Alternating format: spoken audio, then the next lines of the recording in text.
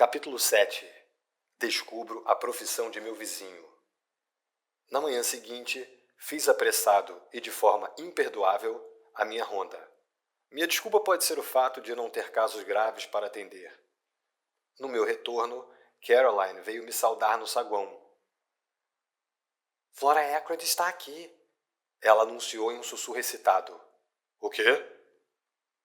Escondi minha surpresa o melhor que pude.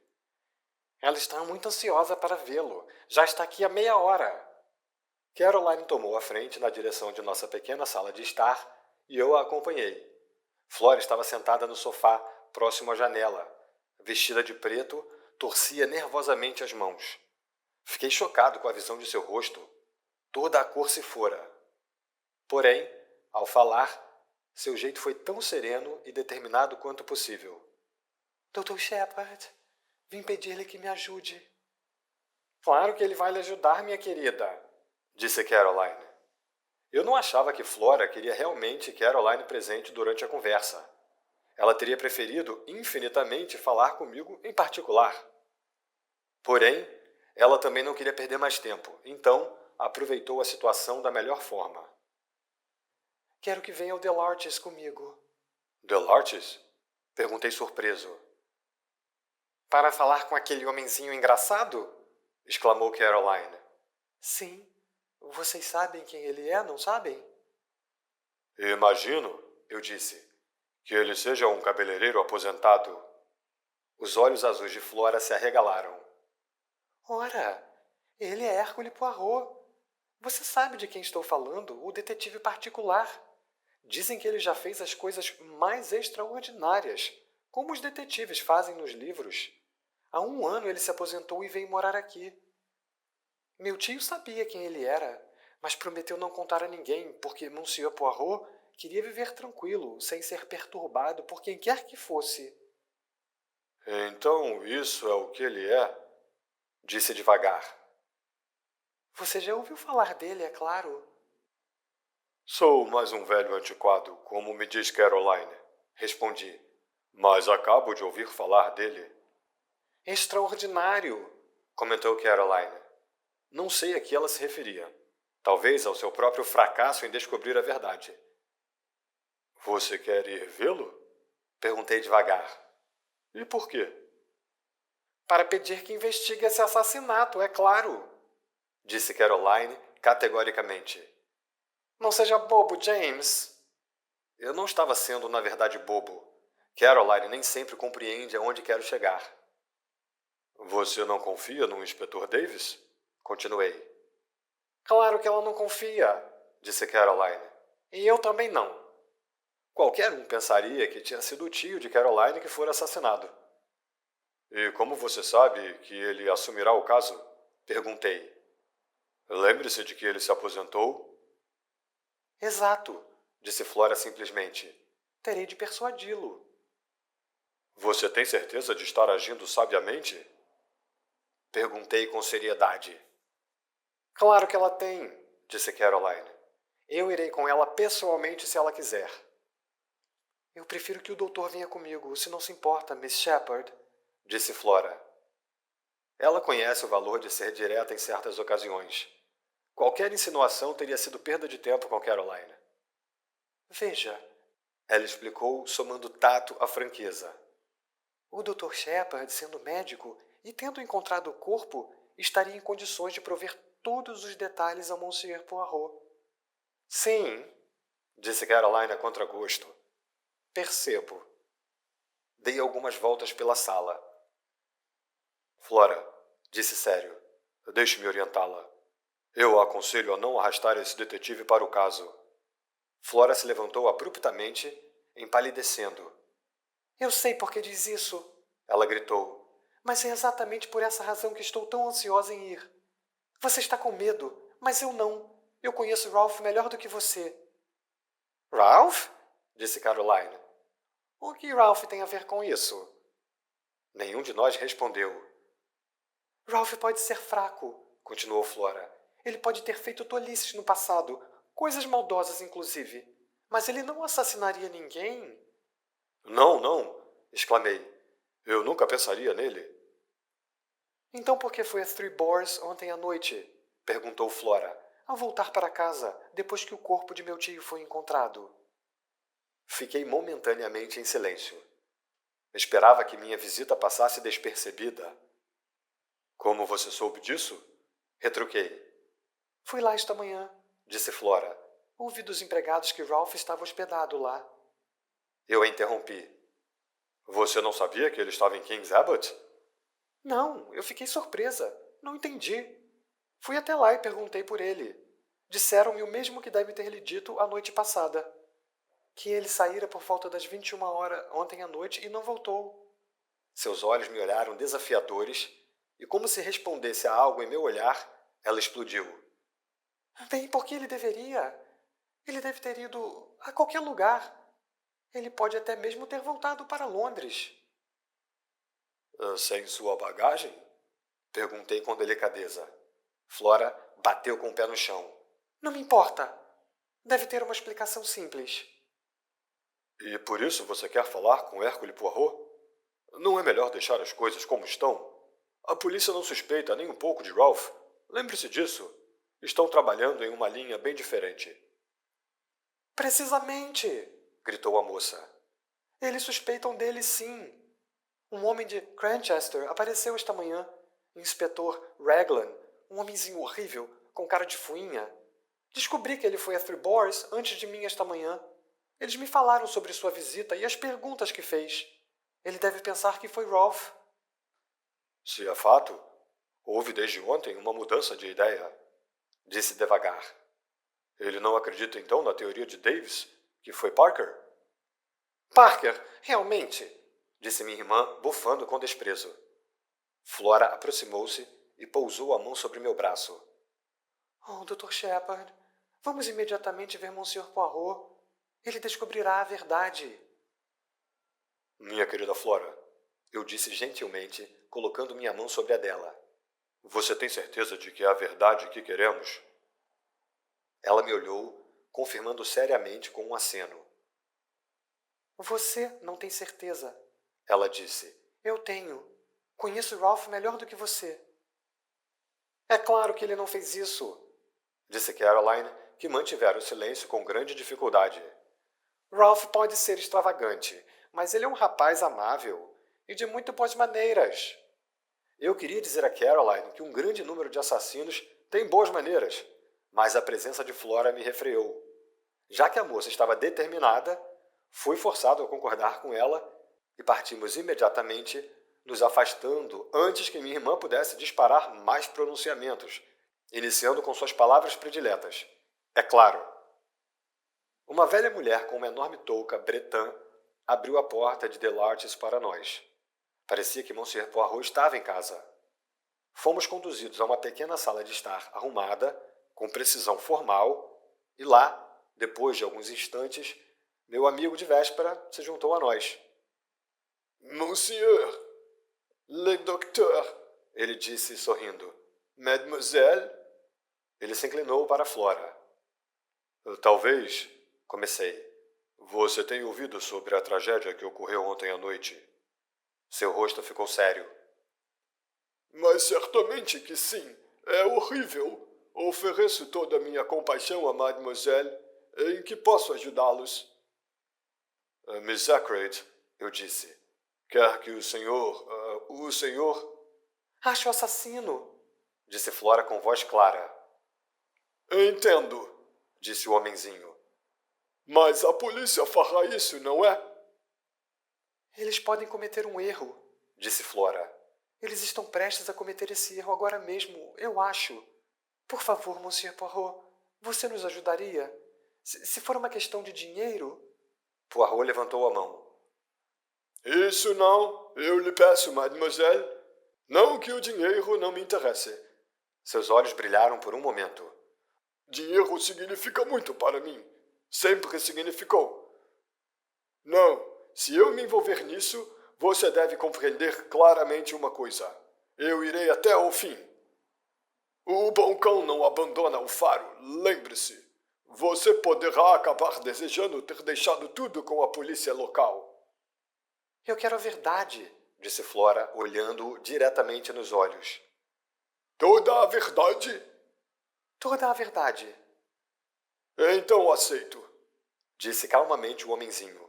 E espero que você não se arrependa dessas palavras. Agora, conte-me todos os detalhes. O Dr. Sherpa poderá contar melhor, disse Flora. Ele sabe mais do que eu. Solicitado dessa maneira, mergulhei em uma narrativa detalhada abrangendo todos os fatos que já descrevi. Poirot ouvia com atenção, fazendo uma pergunta aqui e ali, mas na maior parte do tempo permanecia em silêncio, olhando para o teto. Concluí minha história com a partida do inspetor e a minha, de Furling Park, na véspera à noite. E agora? Disse Flora quando terminei. Conte-lhe tudo sobre Ralph. Eu hesitei, mas seu olhar imperativo me obrigou a prosseguir.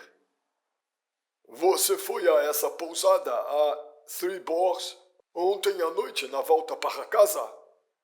Perguntou Poirot quando encerrei meu relato. Bem, e por que exatamente? Parei um instante para escolher minhas palavras com cuidado. Achei que alguém precisava informar o rapaz sobre a morte de seu tio. Ocorreu-me depois que saí de Furling Park que possivelmente ninguém, exceto Mr. Ackroyd e eu, sabia que ele estava na cidade. Poirot acenou com a cabeça. Certamente. Esse foi o único motivo para ir até lá, não? Esse foi meu único motivo, eu disse, endurecendo. Não teria sido para, digamos, assegurar-se sobre ce jeune homme? Assegurar-me? Acredito, monsieur le docteur, que você sabe muito bem do que estou falando, embora finja que não. Minha sugestão é que teria sido um alívio para você se tivesse descoberto que o capitão Peyton estivera em casa durante toda a noite. De jeito nenhum, eu disse categórico. O pequeno detetive balançou a cabeça com seriedade na minha direção. Você não confia em mim como Miss Flora, ele disse. Mas não tem importância. O que temos de examinar é: o capitão Peyton não pode ser encontrado sob circunstâncias que pedem uma explicação. Não vou esconder de vocês que o caso parece grave, porém pode-se admitir uma explicação perfeitamente simples. Isso é exatamente o que continuo repetindo, gritou Flora impacientemente. Poirot não insistiu mais no assunto. Em vez disso, sugeriu uma visita imediata à polícia local. Achou que seria melhor para Flora voltar para casa e que eu deveria acompanhá-lo e apresentá-lo ao oficial encarregado do caso. Executamos prontamente esse plano. Encontramos o inspetor Davis, fora da delegacia, com um ar bastante taciturno. Com ele estava o coronel Melrose, o comissário e outro homem que, pela descrição de Flora, de cara de fuinha, não tive dificuldade em identificar como o inspetor Raglan, de Cranchester. Conheço Melrose muito bem e apresentei-lhe Poirot, explicando a situação. O comissário estava claramente aborrecido e o inspetor Raglan parecia fechar a cara. Davis, no entanto, parecia ligeiramente divertido diante do aborrecimento do seu superior. O caso será uma barbada, disse Raglan. Não há a menor necessidade para que amadores intervenham. Seria possível dizer que qualquer tolo teria visto como as coisas aconteceram ontem à noite e, portanto, não deveríamos ter perdido 12 horas. Ele dirigiu um olhar vingativo ao pobre Davis, que o recebeu impassível.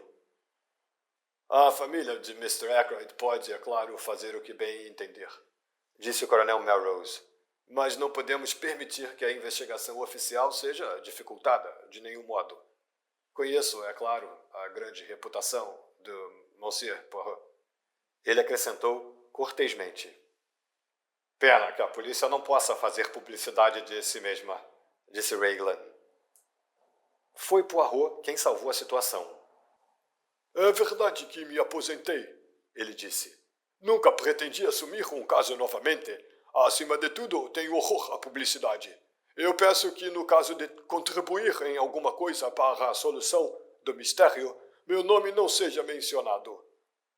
O rosto do inspetor Raglan iluminou-se um pouco. Já ouvi falar sobre notáveis sucessos seus, observou o coronel, aliviando a situação. Tenho muita experiência, Disse Poirot discretamente. mas a maioria dos meus sucessos foi obtida com a ajuda da polícia. Eu admiro enormemente a polícia inglesa. Se o inspetor Raglan permitir que eu ajude, ficarei tanto honrado quanto lisonjeado. A face do inspetor ficou ainda mais amável. O coronel Melrose puxou-me de lado. Pelo que sei, esse homenzinho fez de fato coisas notáveis, murmurou. Estamos naturalmente ansiosos para não ter de chamar a Scotland Yard. Raglan parece bem seguro de si, mas não tenho certeza se concordo com ele. Veja, conheço os envolvidos melhor do que ele. Esse camarada não parece buscar notoriedade, parece? Trabalharia conosco sem causar obstruções, não? Para a maior glória do inspetor Raglan, eu disse solenemente. Bem, disse o coronel Melrose animadamente em voz alta. Devemos deixá-lo a par dos últimos acontecimentos, Monsieur Poirot. Obrigado, Disse Poirot. Meu amigo Dr. Shepard falou algo sobre o mordomo ser um suspeito. Isso é tudo bobagem, disse Raglan imediatamente.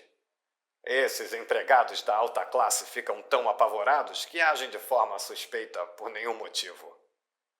As impressões digitais? Insinuei. Nenhuma de Parker. Ele deu um leve sorriso e acrescentou. As suas e as do Mr. Raymond também não encaixam, doutor. E as do capitão Ralph Peyton? Perguntou Poirot calmamente. Senti uma admiração secreta pela maneira como pegou o touro à unha. Percebi um olhar de respeito da parte do inspetor. Veja que não perde tempo, Monsieur Poirot. Será um prazer trabalhar com você, tenho certeza. Tiraremos as impressões digitais desse jovem assim que pusermos as mãos nele. Não paro de achar que estão enganados, inspetor, disse o coronel Melrose calorosamente. Eu conheço Ralph Peyton desde que ele era menino. Ele nunca mostrou inclinação para ser um assassino. Talvez não, disse o inspetor em tom neutro. O que você tem contra ele? Perguntei.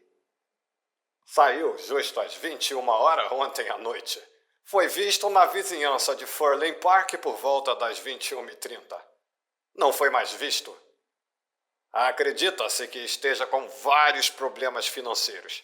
Tem um par de seus sapatos aqui, sapatos com sola de borracha.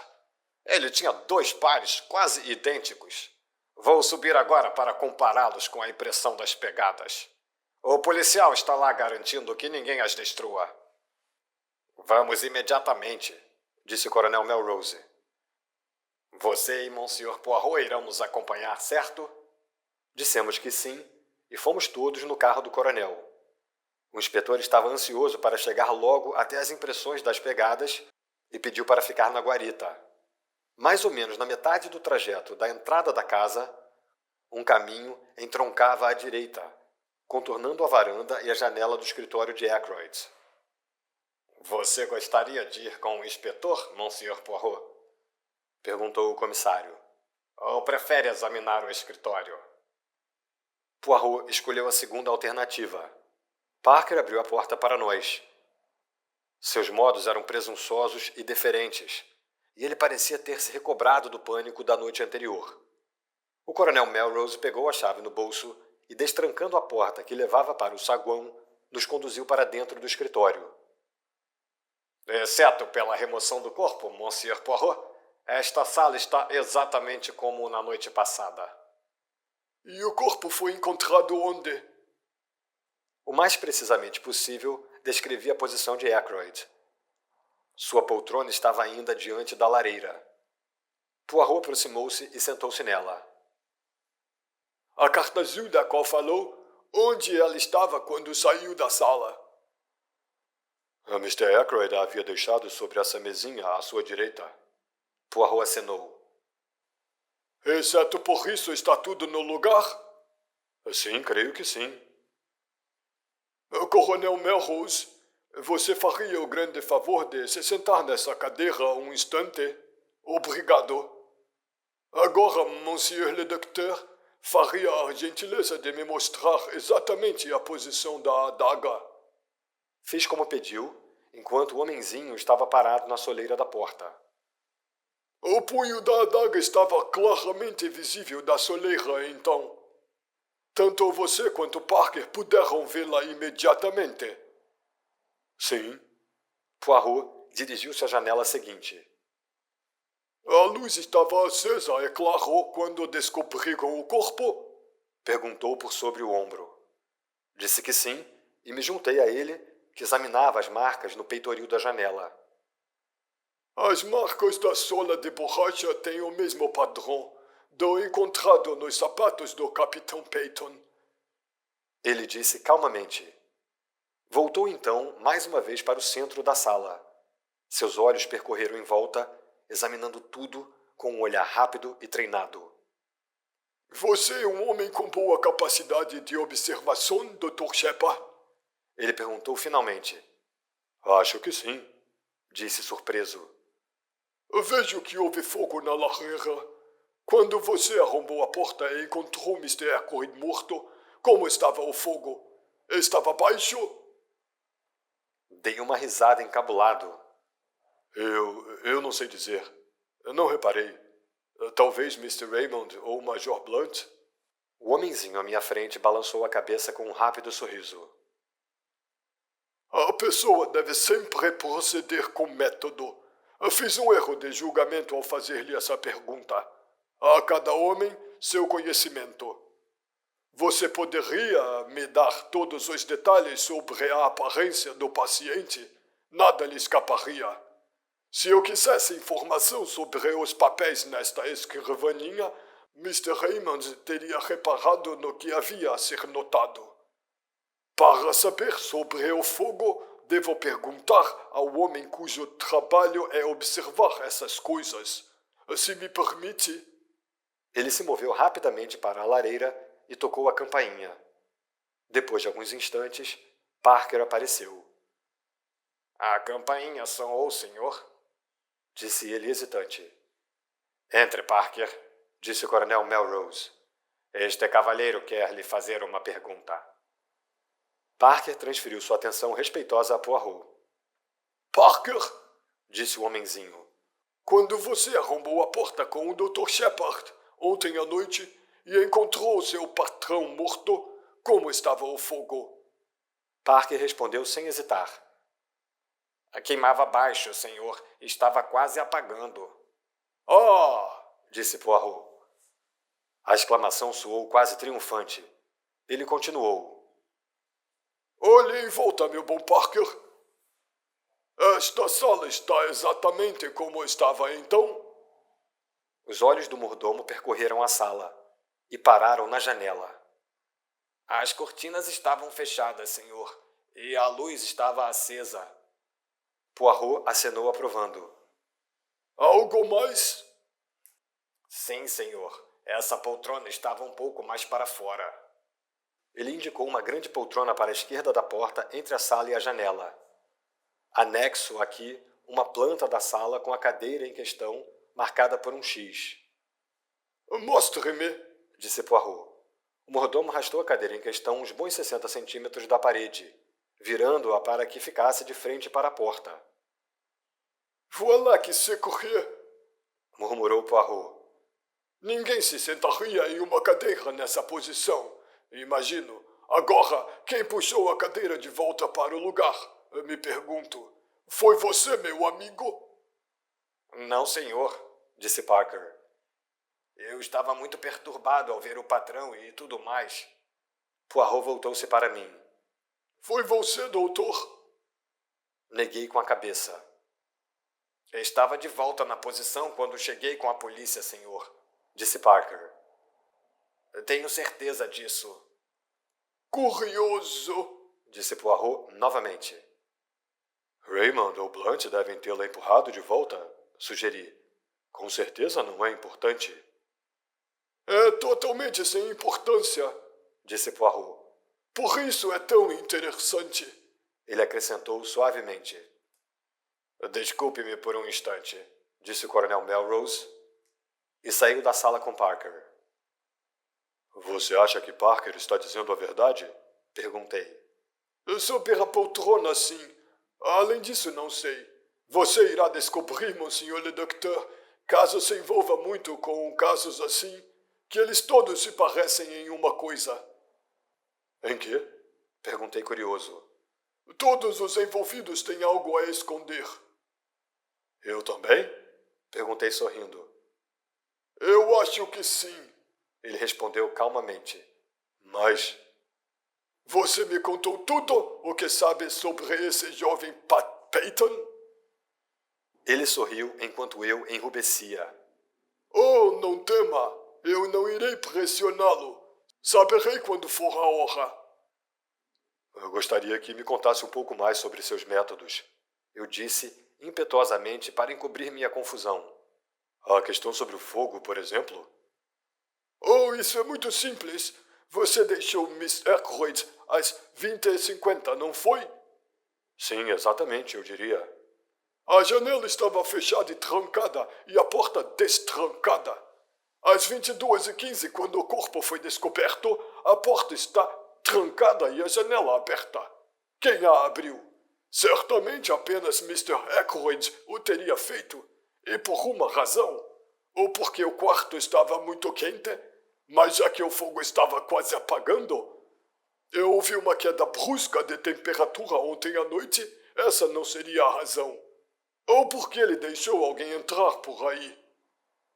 E se deixou alguém entrar por aí, teria de ser alguém que ele conhecia muito bem, já que ele tinha se mostrado inquieto com relação à janela antes.